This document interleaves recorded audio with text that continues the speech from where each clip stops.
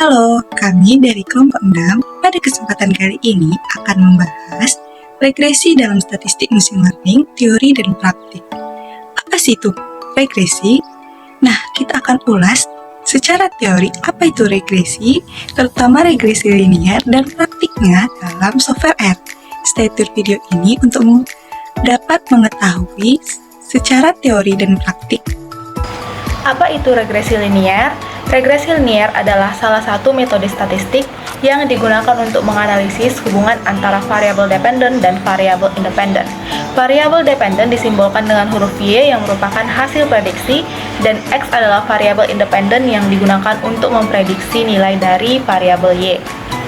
Untuk memahami lebih jelas, terdapat grafik pada layar di mana rumus umum persamaan umum dari regresi linear adalah Y sama dengan MX tambah C, di mana Y adalah variabel dependen dan M adalah slope atau kemiringan garis, X adalah variabel independen, dan C adalah intercept atau nilai X atau nilai Y pada saat X bernilai 0. Bagaimana tren data?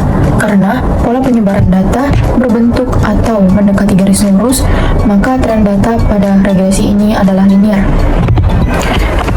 di mana ada hubungan linear antara variabel independen atau X dengan variabel dependen atau Y.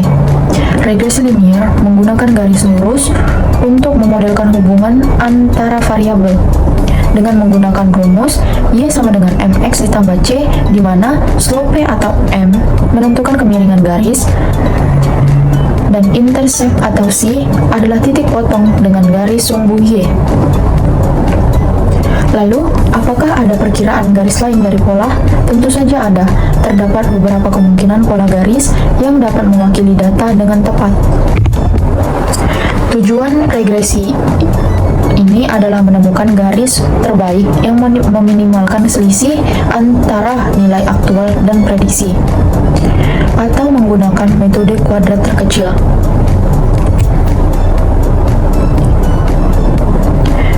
Apakah ada perkiraan garis lain dari pola?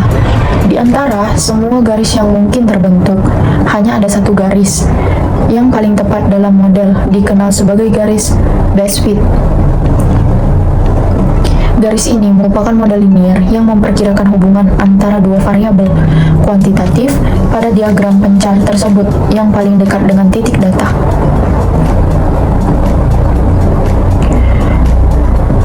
Model regresi yang memberikan hubungan garis lurus antara dua variabel seperti sebelumnya, inilah disebut dengan regresi linear.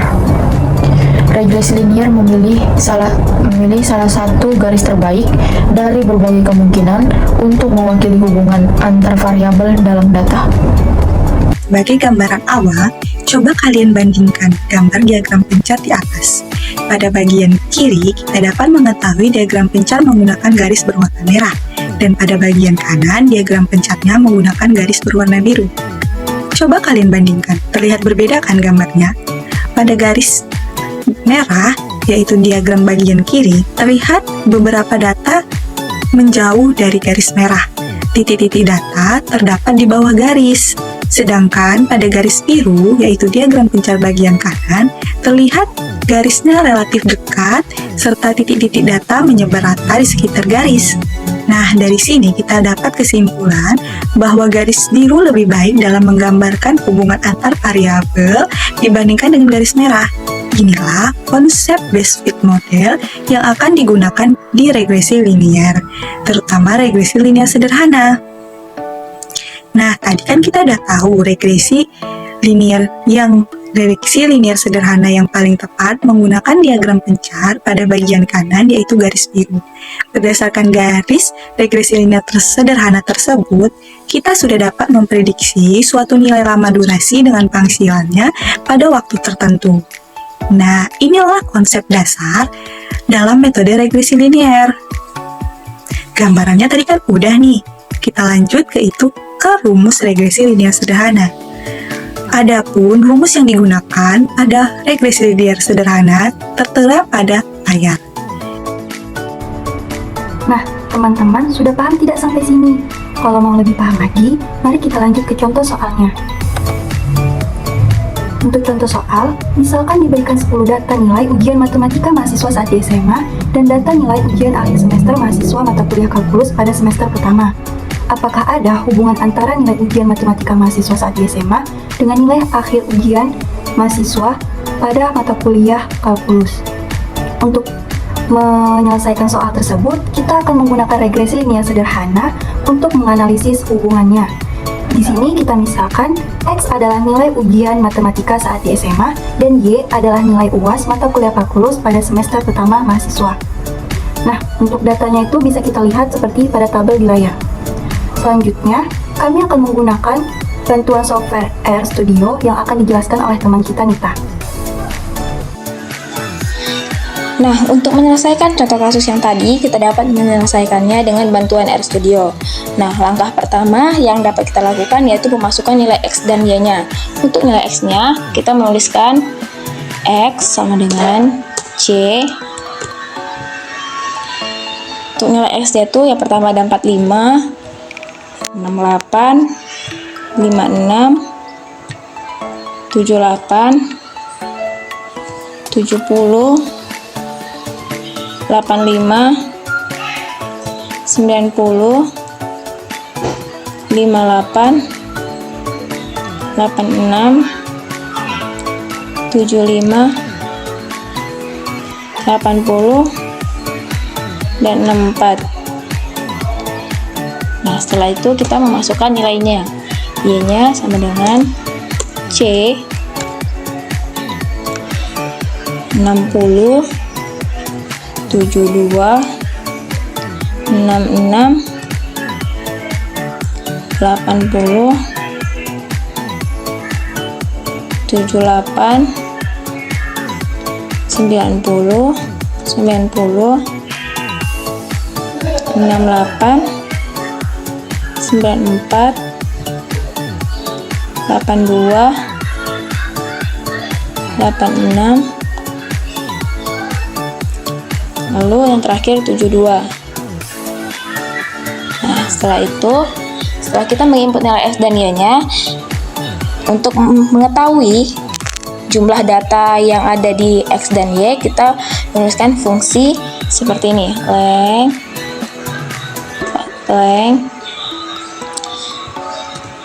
X untuk mengetahui jumlah data di X-nya.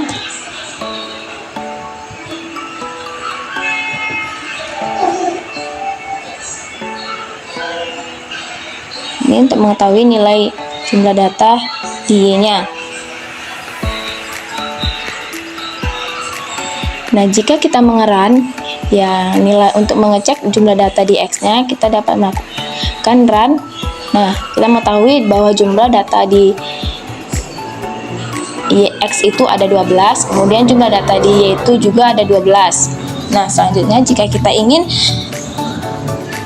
mengecek plot X dan Y, kita dapat menulis sintaks seperti ini, plot X sama Y. Kita melakukan run. Nah, setelah kita melakukan run, muncullah plot seperti ini. Untuk nilai X-nya itu ada 50, 60, 70, 80, 90, nilai Y-nya 60, 65, 70, 75, 80, 85, 90, 95. Nah, titik-titik data yang tersebut itu berada di sini, bulat-bulat ini. Nah, kemudian kita ingin mengetahui bagaimana jika plotnya itu ada garis linearnya. Nah, kita dapat menulis sintaksnya seperti ini.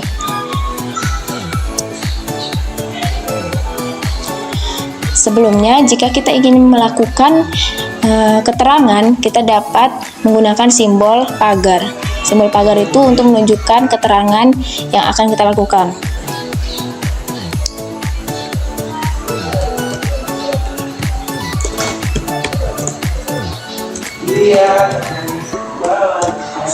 Nah, untuk sintaksnya itu M Y X. Nah, jika kita melakukan run, nah di plot yang tadi, di plot X dan Y itu tadi terdapat garis regresinya. Nah, garis regresinya itu yang panjang ini. Ini garis regresinya. Lalu di soal tadi kan kita disuruh mencari untuk model regresinya tadi. Nah, untuk modelnya itu kita dapat menggunakan sintaks seperti reg,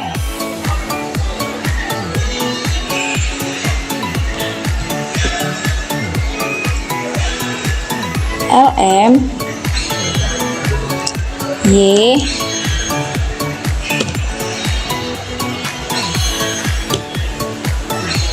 nah kita run untuk mencari modelnya. Nah, ini kan belum muncul di sini, di bagian sini. Kita harus memanggil nilai modelnya dengan cara reg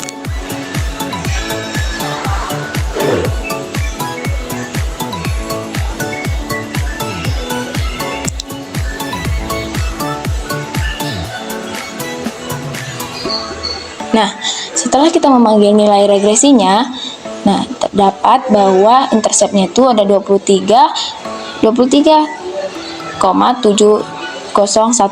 dan x-nya itu 0,7656.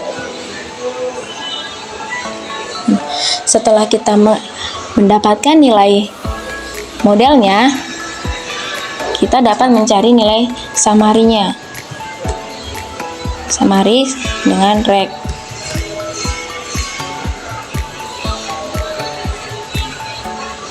Nah, setelah kita melakukan summary, kita dapat mengetahui bahwa nilai min-nya, nilai Q1-nya, mediannya, Q3-nya, nilai max-nya.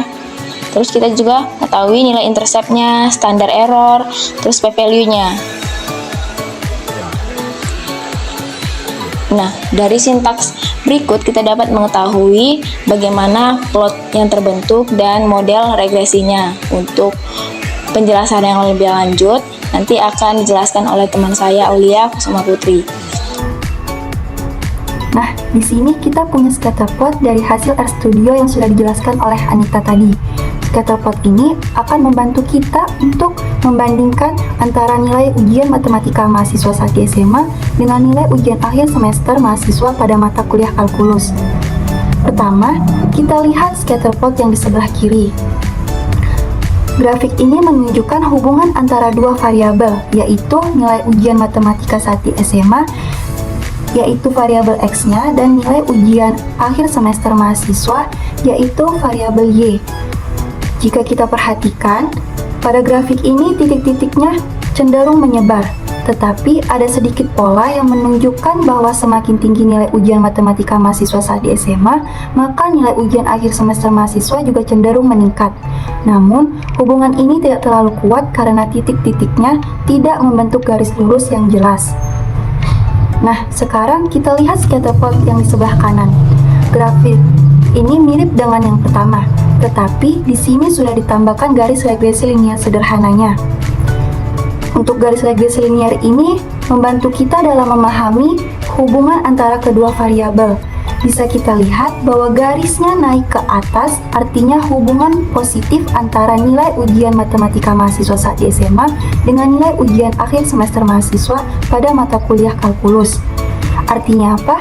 Artinya ada hubungan positif antara nilai ujian SMA dan nilai ujian akhir semester mata kuliah kalkulus. Sehingga semakin tinggi nilai ujian mahasiswa saat di SMA, maka semakin tinggi juga nilai ujian akhir semester mahasiswa pada mata kuliah kalkulus. Selanjutnya untuk model regresi linear sederhananya. Untuk rumusnya seperti pada layar ini. Nah, berdasarkan hasil di atas dapat diperoleh bahwa parameter interceptnya yaitu 23,7015 dan parameter slope-nya adalah 0,7656.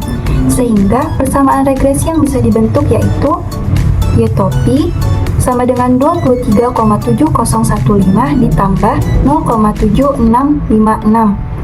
Sehingga dari garis regresi ini kita bisa simpulkan bahwa hubungan antara dua variabel tadi cukup kuat, di mana Terdapat hubungan antara nilai ujian mahasiswa saat di SMA dengan nilai ujian akhir semester mahasiswa pada mata kuliah kalkulus untuk semester pertama. Adapun kesimpulan dari video ini adalah regresi linier sederhana ini mengidentifikasi dan memahami hubungan antara dua variabel dalam menentukan seberapa besar pengaruh variabel independen terhadap variabel dependen. Regresi linier sederhana ini sering digunakan sebagai dasar untuk pengembangan model regresi yang lebih kompleks seperti regresi linier berganda ataupun regresi logistik. Regresi linier sederhana juga dapat menjadi alat yang berguna dalam berbagai bidang termasuk bisnis, ekonomi, ilmu sosial, pendidikan, dan banyak lainnya.